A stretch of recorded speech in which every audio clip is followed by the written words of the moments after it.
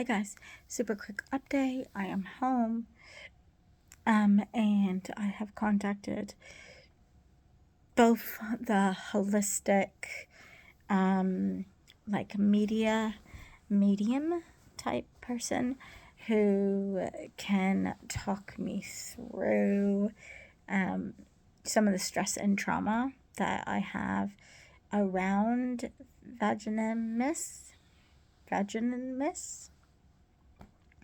I've also contacted the person that could actually do that person is like a healing and a reading person. And it's about $125. I don't think I would have to do too many of those. But who knows? And then there's the other lady who's $150, and she can do some like massaging of the uterus and stuff like that to help just to untighten everything and try to make things run a little bit more smoother for me to then allow me to have successful or like be more open to accepting an embryo. And hopefully it will make the egg retrieval not as bad as well. I have booked in next week on Wednesday for a doctor's appointment to talk about vaginismus and say that that's what I feel like I have. She most likely will do an external exam, which is not going to be pleasant because I actually know that I'm due for a smear test as well. So she's probably going to try to do that at the same time, or I'll just tell her, like, if that's what you have to do to see that I'm in pain. So I'm not looking forward to that because I'm wanting to, like, avoid that. I was due in September. So I know that I need to do it, but I'm really not. I just looked at some notes and they said just to go in and explain what's been happening to you, and that you've been dealing with this for a long time. And yeah, just make sure that you've got all your notes. So I'm going to do that, and hopefully this doctor will know a thing or two about it. Something that she doesn't know about, because that would be annoying, and that could mean that she'll put her own spin on it. So I'm lucky I've got a doctor's appointment. So if I can get diagnosed, then maybe when I have my phone consultation on the 16th, I can make them aware of it and just go from there. That's kind of what I want to do. I'm hoping that they're not going to say I need to put stuff on hold to give me the better chance.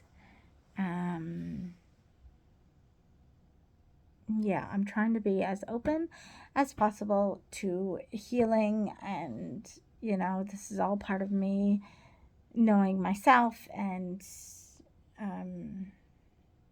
just learning to advocate for myself, learning to accept myself and love myself, and turn the negatives of I'm not good enough and stuff like that into I am good enough, I am worthy, I am loved, I am,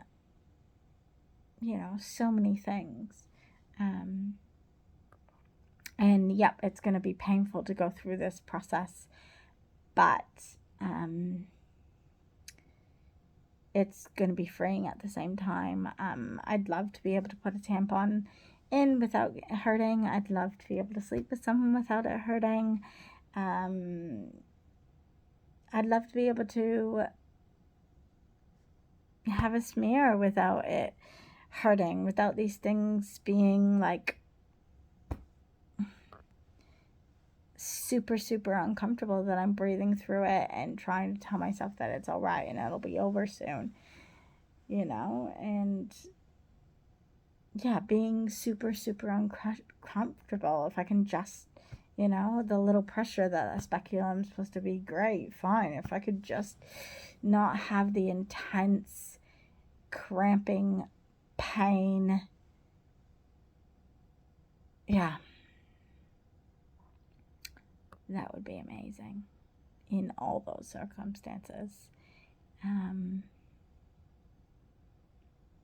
especially in the one that's supposed to be beautiful,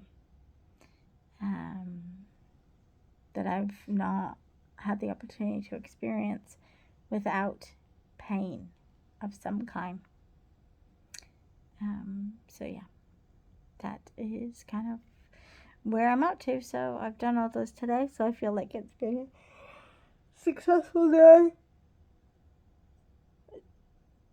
I took down my Christmas tree, I put everything away, I redid my living room layout, so everything is back together. So yeah, it has been a successful day. I had to sleep, so I shouldn't be tired, but I am. I'm very, very tired, so I am going to get an early bed. It's 10 o'clock, so it's not like it's too early, but get an early bed, hopefully sleep in tomorrow, and yeah, just let you guys know when things start happening.